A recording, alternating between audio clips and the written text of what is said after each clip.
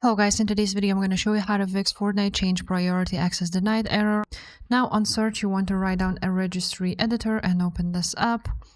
After that you want to be on H key local machine and expand this arrow, then go to software, again expand it, and now you want to find Microsoft right there, again expand it, and now you're going to scroll down until you will find Windows NT. Here it is, Windows NT, again expand it. Now you will find current version, so again expand it. Once you will expand it, you want to find image file execution option.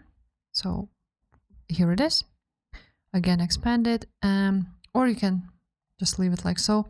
But basically you want to click on it, and on the same image file execution folder, under it you want to create a new key, just like so.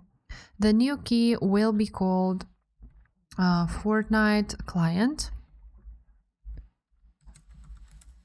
Fortnite client, then dash win64 dash.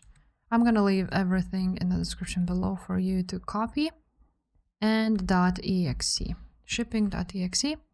After you have created that, under it you want to create a new key again, and it will be called PerfOptions, just like so.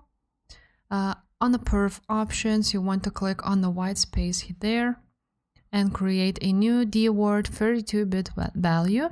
The value will be called CpuPriorityClass. You have created it, you want to double click on it, change the value data to 3, click OK, and restart your PC.